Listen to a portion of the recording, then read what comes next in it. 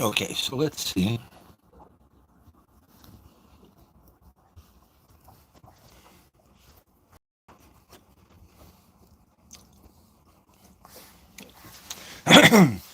Okay, so we're live.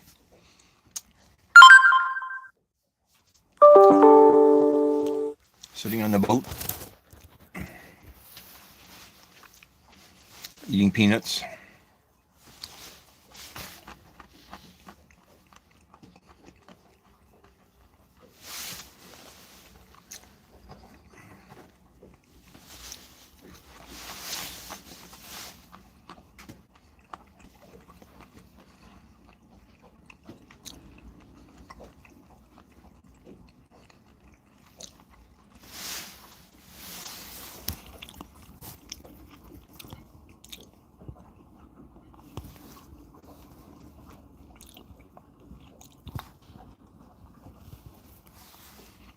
Okay, how do I?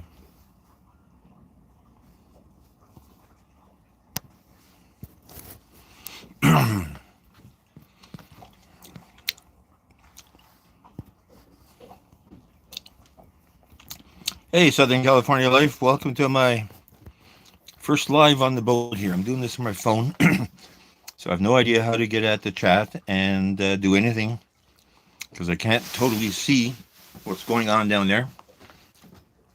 But thanks for dropping by.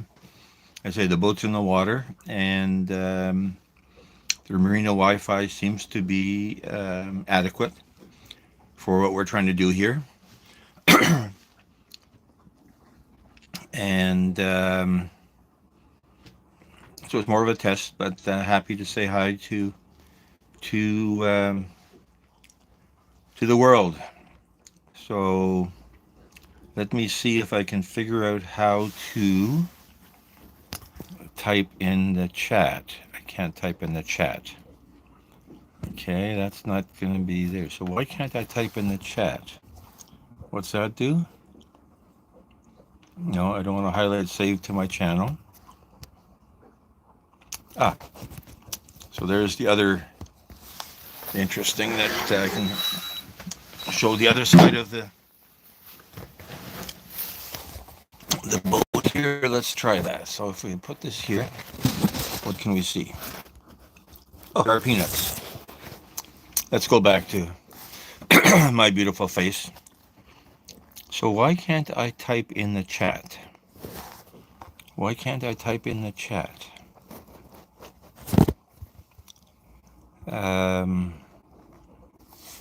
If I click on there, no, that doesn't do any good.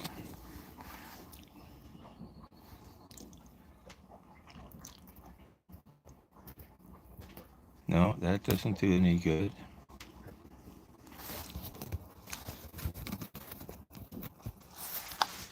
Okay, I don't want green screen.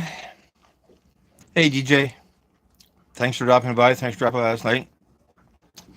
We're on the boat. The boat is afloat. If I can move that there. Hey, Billy Bob. Thanks for coming by. I haven't figured out how to type in the chat on my phone, so I can't type on anything except say hi. The yeah, so we're basically looking at the at the switch panel of the magnificent vessel. I actually came down to bring down some provisions and some dishes, and I stopped and picked up an air fryer because I want to do air fryer on the boat. Okay, Billy Bob, that might be the answer. Is to say, the only time I've tried doing a real live on my phone, I also had my computer, and I will bring my computer down because we looks like we have good enough Wi-Fi to support a couple of devices. Now, in the summer when all the boats are in the water, it might start getting a little bit iffy in terms of Wi-Fi power, but it's kind of neat being able to reach out to the world as defined by the internet. While sitting here, it rained overnight, and it's pretty wet outside, but got the cover over the cockpit hatchway, companionway, and that it makes it quite pleasant. It's 6 degrees Celsius, so what that like 40, um, 45. So it's not summer weather. Hey, Sanath. Ice fishing. Well, ice fishing is over. Ice fishing season is over here. Um, and this part of the lake does freeze up, but I've never seen an ice fishing person out here because they only get a few inches of ice. The ice fishing in this part of the world, if you look on the map, look on Google Earth, Lake Simcoe is about an hour drive north of Toronto. That freezes over nicely. Perch, pickerel, um, all winter long. Big organized ice fishing industry. And then when I was a kid, my father would take me to Lake Erie, to Port Dover and Port Pelee. So that's maybe 100 miles from Toronto, a couple-hour drive. And the only thing we would catch is perch, but we love perch. Perch is a very small fish, easy to clean, easy to cook, and we would eat everything that we catch. So yeah, ice fishing is over. Spring fishing hasn't started yet. The spring fishing season hasn't started yet, and the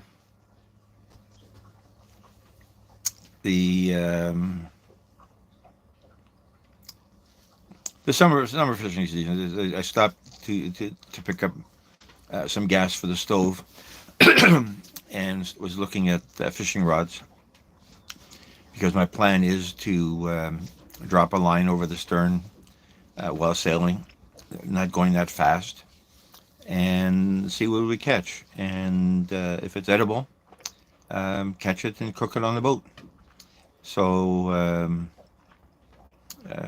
yeah, I mean we have suckers and carp. They're not the greatest fish, so I'm not really that excited about cooking a carp.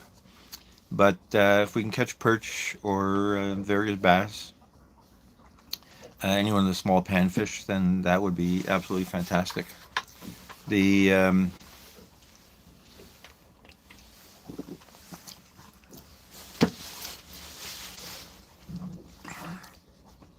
So there's more boats in the water. My neighbors just went in overnight or yesterday, so he's there now. So it's getting to be a little boating community. Really nice guy. He bought his boat last year and had never sailed before. And by the end of the summer, he was out in all kinds of weather. Um, it's the kind of thing you get a new toy and you need to play with it, right? So he got a lot of sailing in, and we'll see if he's as gung ho this year as he was last year. So I don't know what else do I have to do here. I have to put out a couple more fenders as we get more boats in, and I don't want to have people bumping into me. And I need to. The sails are still in the cabin, so I need to get the sails up. Again, not going to go sailing right away, but want to get them out of the way of the living area, and then we start dealing with the stove. See if we can solve its problem. Now, as I said, I stopped and picked up a small air fryer because I want to do a series on air fryer on the boat. I talked to a couple of girls that live on their boat here, and the casual conversation said, "Well, what's cooking?" She said, "Well, we're going to do chicken in the air fryer." And I had never thought of an air fryer as a boat tool, but it should work. We've got 30 amps on the dock, and I picked up a small sort of toaster oven style. Is it Black and Decker? It might be Black and Decker. Um, air fryer, and the biggest reason for that particular model, two reasons. One, pardon me, it doesn't take up a lot of room, and the room is space is at a premium on a small boat, but it only draws 1100 watts. So 1100 watts is 10 amps out of the 30 amp breaker power that we have. And my guess is that in a typical electrical system, this dock holds 50, 60 boats. I'm sure it can't provide 30 amps to 60 boats. So if everybody turns on their air fryer or their hair dryer, we don't typically have air conditioning on boats up here, then we're going to have massive breaker trippingage. But 1100 watts, big enough for a meal for two, and we'll end up with a series of air fryer on the boat. I don't know if I'd do a fish in an air fryer. I guess you could. You could make like bread both sides of the fish, and then instead of putting it in a frying pan and getting oil on it, you end up with a drier thing. Hey, Dings. This is welcome to my live. Welcome aboard. I'm not sure. Apparently, I can't type while I'm on my phone, and I don't have my computer connected here. So nice to see you. I will probably stop by one of your lives later today. And what I like doing is, because on a computer I can turn on 4 or 5 lives and let them all play in the background to give watch hours and to sort of stay in touch with a bunch of people. And there's a few people I subscribe to that do music, so I end up with a nice music channel that, again, somebody's getting watch hours and a few ad dollars for. So that's sort of my way of giving back to the community. On a phone, of course, you can't really have more than one stream going because it's a phone, right? Yeah, thanks for the like. I haven't figured out how to like on a phone yet either. As I say, most of what I watch is on a computer, and the technology, computer technology, is so much simpler. Now, I think it's part of what I've learned with and got accustomed with. When you look at the whole TikTok world, it was never a computer environment. If you look at the Instagram world, it was never a computer environment. So its facilities seem to be a little bit easier to use, simpler. YouTube provides a lot of capability that TikTok and Instagram don't have, which is why I guess YouTube is still the number one sharing site. But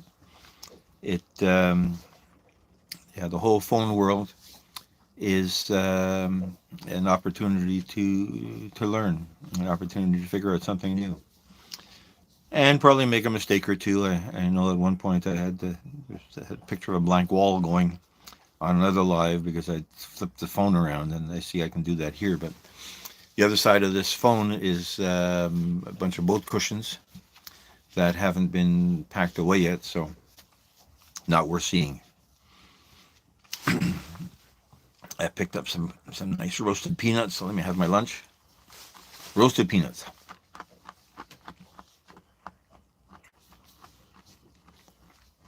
Roasted peanuts from an auto supply store, so you can guess the quality of the peanuts. The definitely protein, yeah, but I don't think peanuts count as boat cooking.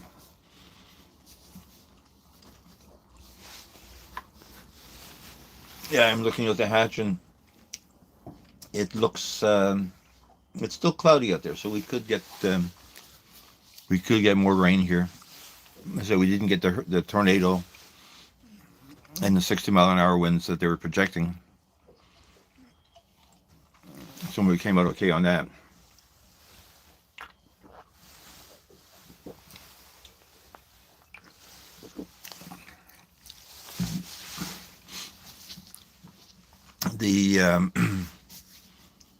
Yeah, it's 2 o'clock here now. What time is it? Yeah, it's almost 3 o'clock here now. So I'm getting into late afternoon. We'll probably make this only a half an hour live. It was mainly to see if the Wi-Fi was at the marina was good enough to do this, and I haven't seen any buffering yet, so we're okay. Hey, heading. So you one, yeah. So you're an hour behind. Hour ahead, hour behind. The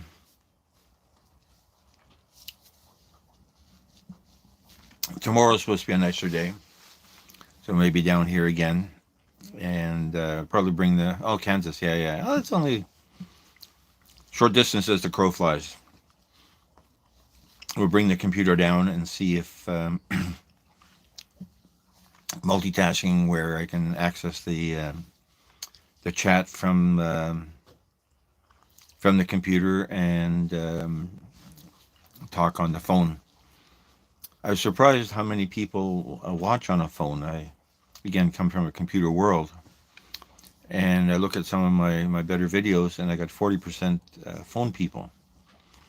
But even a horizontal video still seems to look good on a phone. I mean, I watch other people's videos on my phone, and I'm quite happy with the experience.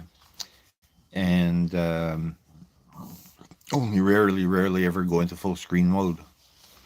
And I found that even with a vertical video, full screen mode isn't really that much more exciting. It takes up more of the screen, so it's a bit more of an immersive experience. So it's a nice combination. I was also surprised. I did a video on pasta, and now in the heading it talks about the Duchess of Sussex and Meghan Markle in the description. So it's her pasta. Hey, life, sunny side up. Nice to see you. I was just talking about people whose music lives I leave on in the background to listen to and provide watch hours. So that particular episode on pasta, I ended up with 60% of people watching it on their TV. And I think it might have been the Meghan Markle Duchess of Sussex hook, where we've got cooking show watchers watching on their television, on their smart TV, which I've never done. The first smart TV we had about 4 years ago didn't do YouTube. And then we replaced that 2 years ago with one that is smarter and does YouTube as well as Netflix, like the prepackaged entertainment channels. And it's still not, to me, not as good as a computer because there's no mouse. How do you type on this stupid on-screen keyboard, moving the cursor around with your TV remote, which seems to me way too hard. But yeah, Sunnyside, I was saying that I like when I'm on my computer turning on 2 or 3 lives, and one of them being a music channel and leaving that running in the background as background music, because there's some really nice stuff out there that other people curate. I don't subscribe to Spotify. I still have actual music on my computer, some of it downloaded in the background, shall we say. But there's some interesting stuff. There's a channel called Traveler in the Chernobyl District. Traveler in the Chernobyl District?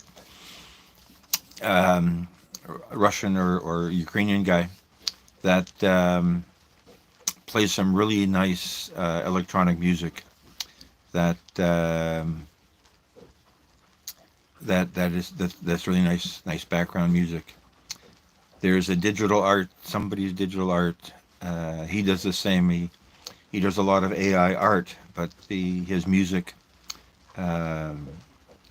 continuously playing over his AI art, and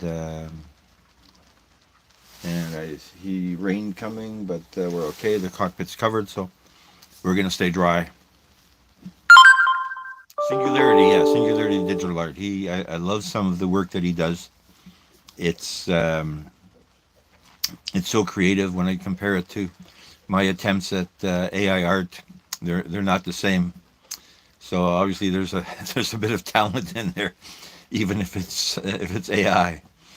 You still have to have a clue or an idea of what it is you're trying to say or what message you're trying to send, and then build a scene that delivers delivers that message. Um, but yeah, no, there's some wonderful music, some wonderful art floating around out there that would look good on a television. Now, when I'm sitting at my computer, I'm pardon me, editing video or photos, or working my own AI creations. So you can multitask, and which you can't do on either phone or on a smart TV. On a smart TV, you're committed to sitting there in front of it, vegging, so to speak, and it's all encompassing. On a phone, the phone's a small part of your environment, um, in terms of the degrees of sight. I mean, here, if I'm looking at this phone, it's like 3 degrees out of 180. Well, you can't quite see 180, maybe 120. Um, so the phone is a very, very small part of that. Yet the quality of the pictures on a phone are so beautiful. Like I'm on a relatively new 2-year-old Samsung, and the image quality that it produces is is much better than my 32-inch Dell monitor, that cost almost as much as the phone. Um, the image processing, the micro contrast, the sharpening, um, it does wonders for stuff. And I look at stuff on my computer and I say, this sucks. And then I look at the same thing on the phone and I say, oh my God, that's beautiful. Did I do that? So it's a bunch of different worlds. Um, when I started video, it was standard definition TV, 640 by 480, interlaced, and oh, the quality sucked. And it was interesting. My first digital camera was a Sony camera, Sony Mavica, and interestingly, the images that they saved were 640 by 480 interlaced. So they basically took their TV camera technology, and built it into a digital camera. And this would have been in the 80s. No, it would have been the early 90s, I guess, early 90s. And so it's amazing how far technology has moved in the image processing world and the image communication world. So it's there's some really neat stuff. I never got involved in anything Apple. Um, One of my kids has iPhones, um, but never got involved in Apple. And I think partly when the first Apple IIe came out, it would have been in the late 80s. I was doing programming for business systems, and we tried to program an inventory system for a clothing store on this thing. And the inventory, every time you turned the computer off, the inventory would lose one item.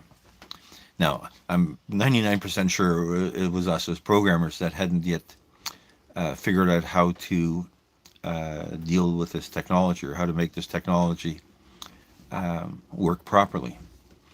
But we blamed it all on Apple. And then IBM came out with the IBM PC right after that. And the IBM name was just so much more attractive in the business community because everybody had heard of IBM mainframes. and so really abandoned Apple as a tool and a platform and as technology. Um, I'm sure Apples are great devices. One day maybe I'll own one, but I don't foresee that. This phone is probably ready for an upgrade. I think it's 2 years old. The financing plan that was built into the phone bills has expired, and we'll just hang up on that. And the we'll see what the next one is. I would like a better camera. This isn't bad. Um, Again, I've had Nokia flip phones and Blackberries, and so when you look at camera technology, you say that was really the armpit of technology in those days. Um, we'll see what the next phone is. I don't see any benefit to having a phone that folds over. It fits in your pocket a little bit better, but unfolding the phone to use it seems, again, a step back to the Nokia flip phone. Um, a bending phone would be nice. Then you sit on it and it wouldn't hurt it. The um,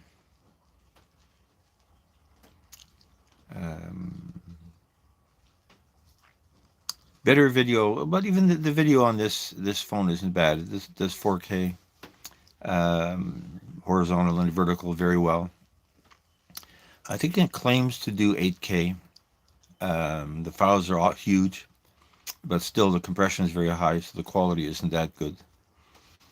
The um, the the 8K samples that they show you were taken in a very controlled environment, and the only real benefit to 8K, because you can't watch 8K, um, is that you can take a huge picture and crop it out to a quarter of the size of the screen, and still have a full HD or full screen image that looks very good. So that might be one advantage. Of course, yeah, the files are huge, and in order to make them fit on a phone, they get the hell compressed out of them. So it's a trade-off.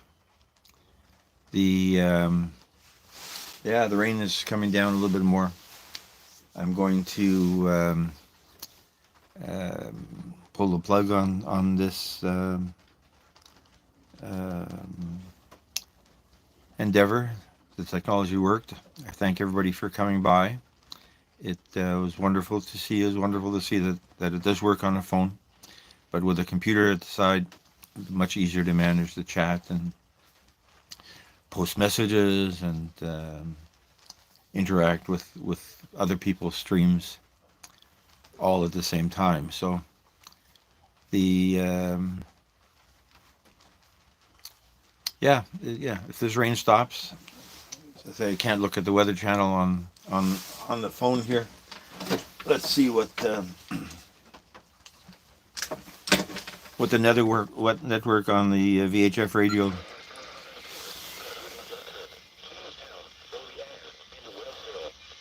This afternoon, showers likely. Storms early, then showers likely late.